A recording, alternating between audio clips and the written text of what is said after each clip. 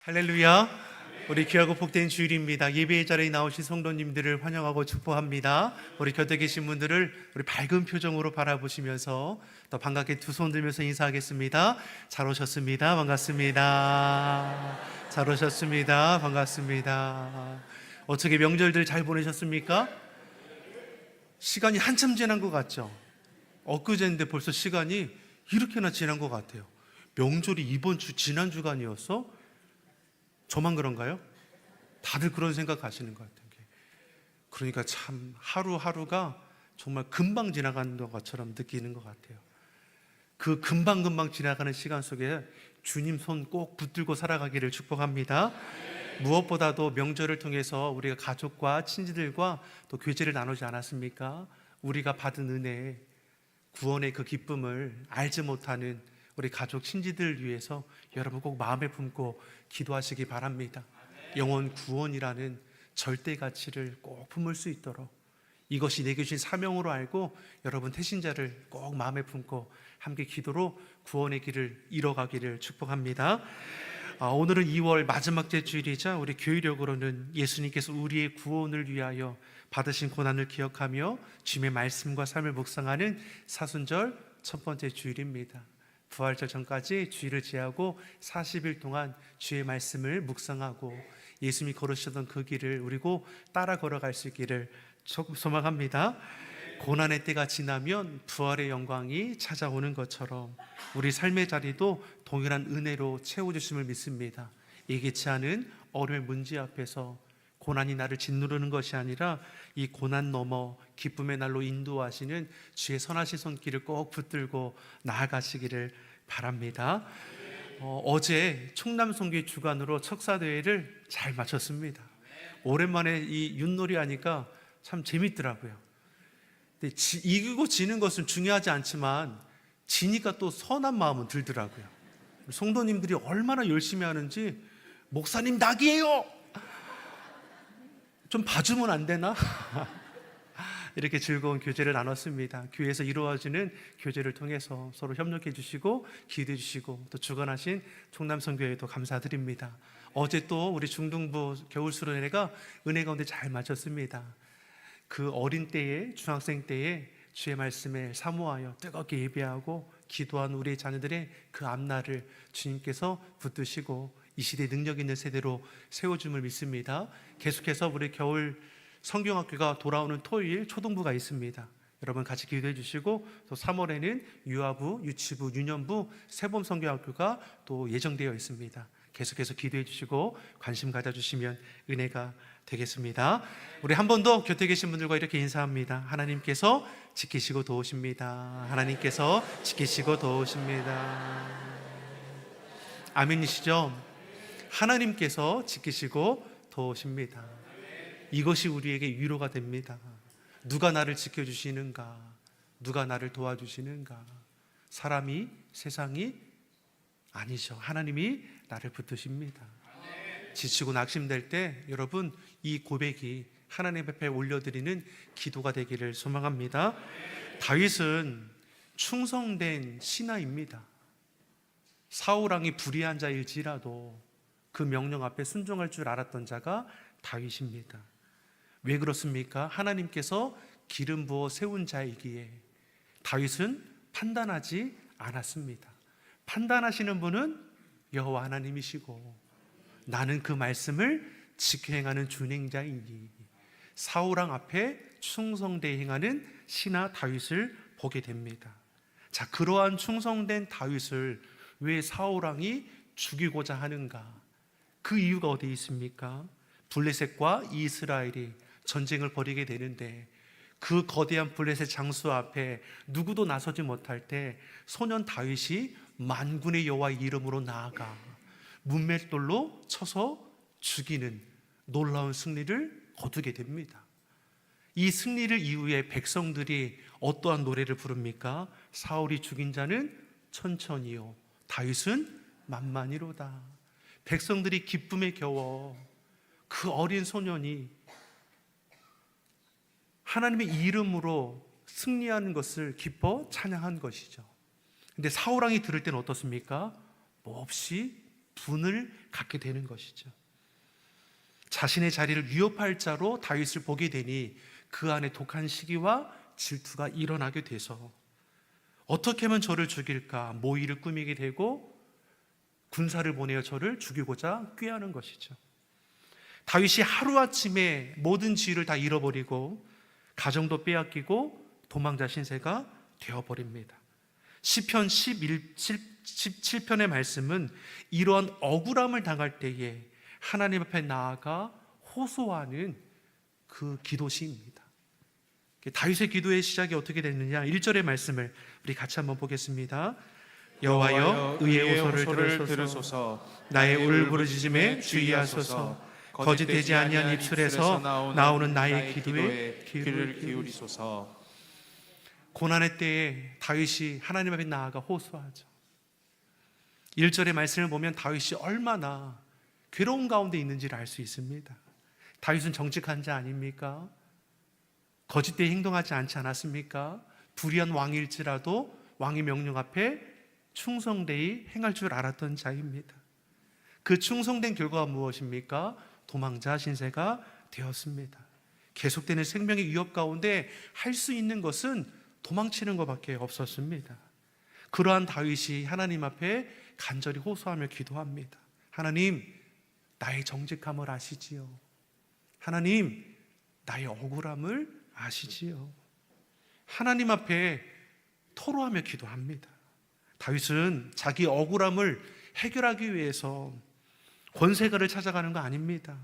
사람들에게 자기를 지지해 줄 것을 요청하고 자기 원통함을 하소연하고 있는 거 아니죠. 다만 하나님 앞에 나아가 하나님의 긍휼하심을 구하고 있습니다. 나의 상황, 나의 형편을 아시는 하나님께서 나를 회복시켜 주시고 나를 일으켜 주실 것을 믿기 때문인 것이죠. 저 한번 따라하겠습니다. 하나님만이 나의 피난처입니다. 나의 힘이십니다. 나의 도움입니다. 아멘이시죠? 하나님만이 피난처가 되시고 이길 힘이 되시고 환난 가운데 큰 도움이 되심을 다윗이 고백하는 것이죠. 그러니 2절과 3절에 그가 어떻게 기도하고 있습니까? 2절 3절 같이 보겠습니다. 주께서 나를 판단하시며 주의 눈으로 공평함을 살피소서. 주께서 내 마음을 시험하시고 밤에 내게 오시어서 나를 감찰하셨으나 흠을 찾지 못하였사오니 내가 결심하고 입으로 범죄하지 아니하리이다. 아멘. 다윗은 억울한 상황 속에서 비록 도망자 신세가 되었지만 누구를 찾아가는 겁니까? 하나님 앞에 나아가죠. 다시 말해 하나님을 신뢰합니다. 억울한 상황 속에서도 자기는 판단자의 자리에 앉지 않겠다라는 거죠. 도리어 주께서 나를 판단하셔서 주의 눈으로 공평함을 살피소서. 사랑하는 성도 여러분, 우리가 억울한 일을 당할 때 여러분 어떻게 합니까? 사람들을 향해서 호소하지 않습니까? 나의 억울함을 알아달라고 우리는 이렇게 얘기하지 않습니까? 근데 다윗은 억울한 상황 속에서 무엇을 결심하고 있습니까? 입으로 범죄하지 않겠습니다. 자신의 억울함을 사람들을 향해서 호소하다 보면 상대를 향해 비난하고 판단하게 됩니다. 문제 해결을 위해서 이 사람 저 사람 아둥바둥 쫓아가다 보면 하나님을 놓치게 되는 것이죠. 도리어 기도할 때인데 기도하지 못하고 사람을 찾아 호소하고 자기 편을 들어달라 애쓰는 가운데에 오히려 그 은혜를 다 놓치게 되는 것이죠. 근데 다윗은 어떠합니까? 인생을 판단하시는 분은 하나님이시니 하나님을 찾아 하나님께 구하고 있습니다. 하나님만이 자신의 억울함을 풀어주실 것이고 하나님의 그때에 회복해 하실 것을 확신하며 믿음으로 기도합니다. 이처럼 다윗은 철저하게 하나님의 주권을 인정하며 하나님의 다스림 가운데 있다라는 것이죠. 세상의 힘, 권세, 계략보다 하나님을 향한 그 기도의 힘이 더욱더 막강하다 고백하고 있는 것입니다. 아멘이십니까? 야고보서 5장 16절이 우리에게 어떠한 말씀으로 은혜를 줍니까? 같이 보겠습니다. 의인의 간구는 역사하는 힘이 큼이니라. 의인의 간구, 믿음의 기도는 역사하는 힘이 큽니다. 하나님은 믿는 자의 기도를 외면하지 않으시죠. 하나님을 의지하고 간구하는 자의 그 기도를 반드시 응답해 주심을 믿습니다. 이처럼 기도자의 삶을 하나님께서 책임져 주십니다. 하나님께서 책임져 주시는 인생, 두려울 것이 무엇입니까? 무엇보다 다윗은 비록 도망자 신세가 되었지만 영적으로 보면 어떠합니까? 죄악된 곳을 떠나게 된 것이죠. 죄악된 곳에 있으면 죄악된 것에 물드는 것밖에 더 있습니까? 도망자 신세와 같은 처량한 상황이지만 하나님께서는 죄악된 곳을 떠나게 하셔서 그 믿음으로 연단케 하시사 하나님의 때에 역전시켜 주실 것입니다. 그러기 고난 중에 다윗은 믿음으로 계속해서 기도하지 않습니까? 5절의 말씀을 같이 보겠습니다. 나의 걸음이 주의 길을 굳게 지키고 실족하지 아니하였나이다. 다윗이 고백하죠. 나의 걸음이 주의 길을 굳게 지키고 나로 실족하지 않게 하십니다. 다시 말해 다윗은 어떠한 상황 가운데 있더라도 주의 말씀을 떠나지 않았다라는 것이죠. 그러한 자신을 하나님은 실족하지 않게 하신다 말씀합니다. 다윗이 그 마음에 하나님께 합한 자이고 그 삶의 중심이 하나님께 있습니다. 모든 일에 자신의 생각, 자신의 고집을 앞세우지 않고 하나님 말씀 앞에 자신을 맞추어 갑니다. 그러한 다윗을 하나님께서 인정해 주셨고 그 가는 길을 형통함으로 동행하여 주시죠. 물론 예기치 않은 어려움의 문제가 믿는 자들에게 찾아올 때 있습니다. 다윗도 어떻습니까? 문제 앞에 매이는 자가 아니라 피난처 대신 하나님께 호소하며 모든 일에 주의 뜻에 합당하게 삶을 세워가자 부단히 애쓰는 것이죠. 그러니 7절에 주께 피하는 자들을 오른손으로 구원하신다 고백합니다. 성경에서 하나님의 손은 능력, 구원을 상징합니다. 즉 강하고 능하신 손으로 자신의 백성들을 구원하시고 안위하시는 하나님을 자신은 믿음으로 선포하는 것이죠. 문제 앞에 다윗처럼 하나님께 피하는 자가 되기를 예수님의 이름으로 축원합니다. 하나님께 피하고 의지하는 자를 안전케 하시고 또한 최고의 길로 인도해 주심을 믿습니다. 이처럼 하나님을 신뢰하니 고난 가운데서도 다윗은 기도하기를 쉬지 않습니다. 8절과 9절을 보십시오. 무엇이라 고백하고 있습니까? 같이 읽겠습니다. 나를 눈동자같이 지키시고 주의 날개 그늘 아래 감추사 내 앞에서 나를 압제하는 악인들과 나의 목숨을 노리는 원수들에게서 벗어나게 하소서. 나를 눈동자같이 지키시고 주의 날개 그늘 아래 감추어 주셔서 나를 압제하는 악한 자들로 나를 안전케 하소서. 이러한 기도가 그 입술로 나오는 것이죠. 다윗이 고백하는 하나님은 어떠한 분이십니까? 눈동자같이 지키시고 주의 날개 그늘 아래 감추어 주신다 말씀하죠. 이 말씀은 신명기서 32장 10절 11절에 기록되어 있는 말씀입니다. 다시 말해 다윗의 기도는 말씀을 근거하여 올려드리는 기도라는 거죠. 신명기서 32장 10절의 말씀만 우리 같이 한번 읽어보겠습니다. 여호와께서 그를 황무지에서 짐승이 부르짖는 광야에서 만나시고 호위하시며 보호하시며 자기의 눈동자같이 지키셨도다. 아멘. 다윗이 무작정 기도한 거 아니죠. 하나님 말씀을 붙들고 기도한 겁니다. 다시 말해 다윗은 하나님의 약속의 말씀을 날마다 가까이 했습니다. 그 말씀을 읽고 듣고 마음에 새기고 그 말씀을 지켜 행하기를 힘썼습니다. 그러니 고난 가운데 놓여 있을 때 받은 말씀이 생각나는 거죠. 억울한 가운데 놓여 있지만 하나님은 어떠한 분이십니까? 눈동자같이 지키시고 주의 날개 그늘 아래 감추어 주시는 분. 그 말씀을 믿음으로 선포하며 하나님의 때를 소망하며 기대하는 것이죠. 그러니 솔로몬 그 아들이 왕이 되었을 때 하나님께서 솔로몬에게 약속하는 말씀이 무엇입니까? 다윗처럼 내 아버지처럼 말씀을 지켜 행하면 내 앞길이 형통하리라. 누구처럼? 다윗처럼. 무엇을 지키면? 말씀을 지키며. 하나님께 인정받은 말씀의 사람 다윗입니다. 저와 여러분이 하나님께 인정받는 말씀의 사람이 되기를 예수님의 이름으로 축원합니다. 하나님의 말씀을 가까이 하십시오. 그 말씀을 지켜 행하는 것을 즐거워하십시오. 시편의 말씀을 보면 계속해서 우리에게 주는 교훈은 다른 거 아닙니다. 어떠한 자가 복이 있는 자인가? 주의 말씀을 가까이 하는 자, 그 말씀을 주야로 묵상하는 자, 그 말씀을 따라 지켜 행하는 자를 가리키는 거죠. 말씀을 읽고 듣고 묵상하고 암송하고 지켜 행함을 통해 하나님께 영광이 되고 우리 삶의 기쁨에 가득히 넘쳐나기를 축복합니다. 지금 다윗은 말씀에 붙들려 기도하고 있습니다. 말씀의 능력을 선포하고 있습니다. 억울한 상황인데 하나님 말씀을 선포하는 거죠. 왜요? 그 말씀이 나를 새롭게 할 것을 알기 때문입니다. 악한 이 시대에 승리하는 비결은 다른 데 있지 않습니다.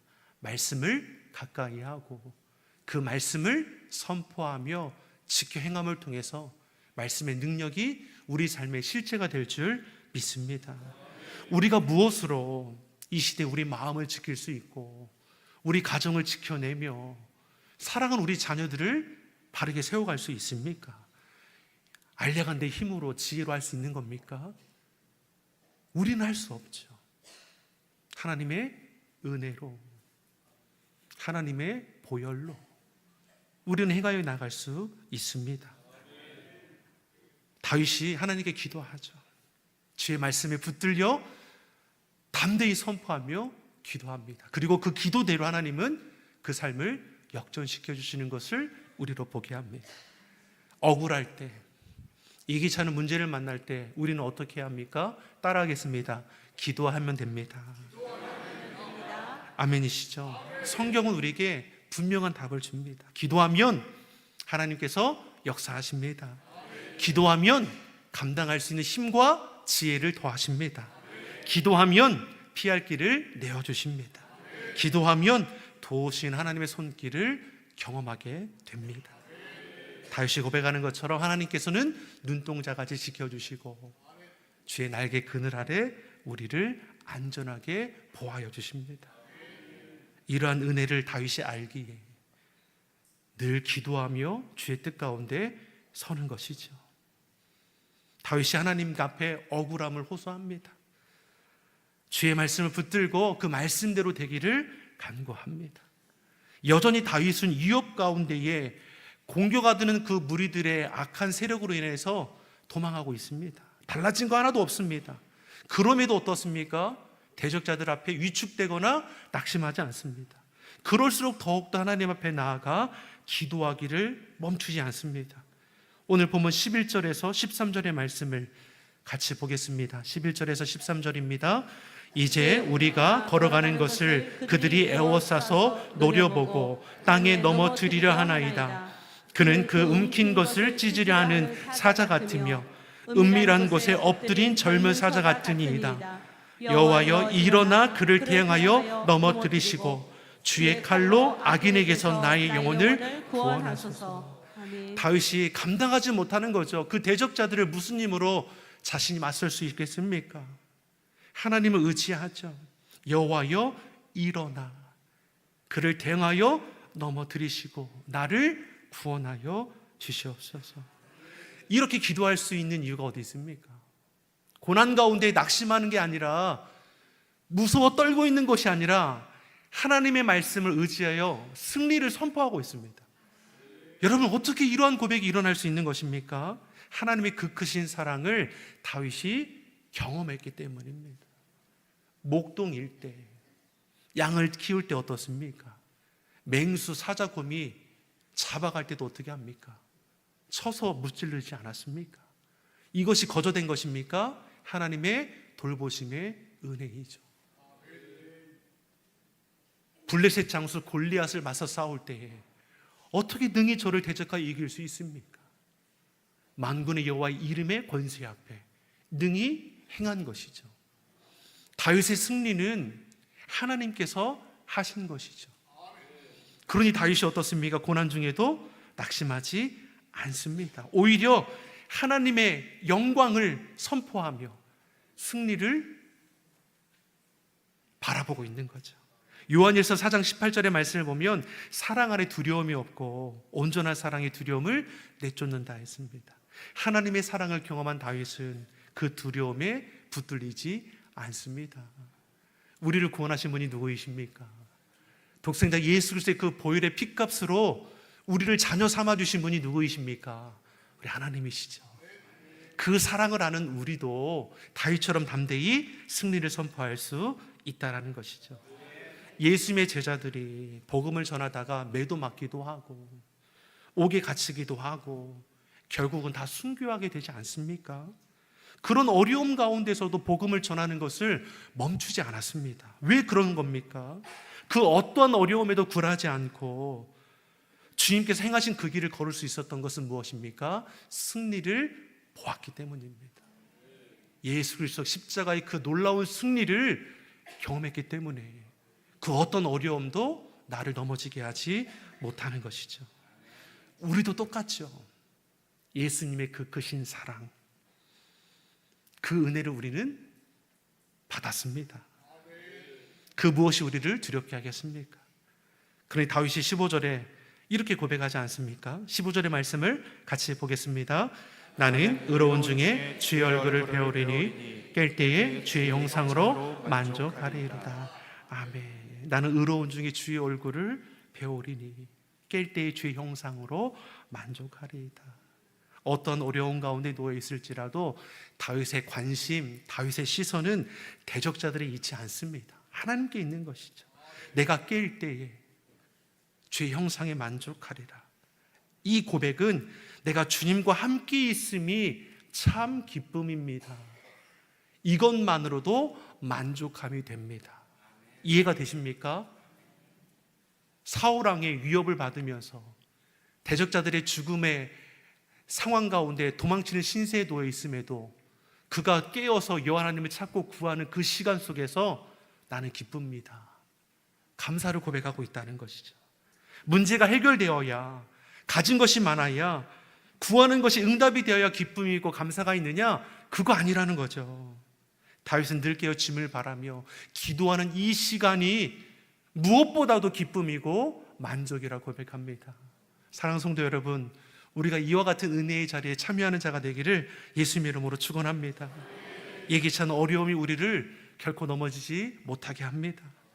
우리의 시선이 하나님이 아닌 세상을 향하게 될 때 넘어지게 되는 것이죠. 다윗이 환경에 붙들리지 않으니 하나님을 바라보며 말씀에 붙들려 승리를 선포하니 능히 이겨낼 수 있었던 것처럼 우리도 똑같습니다. 세상 풍파, 세상 염려에 마음 빼앗기면 우리의 삶은 무너지게 되어 있습니다.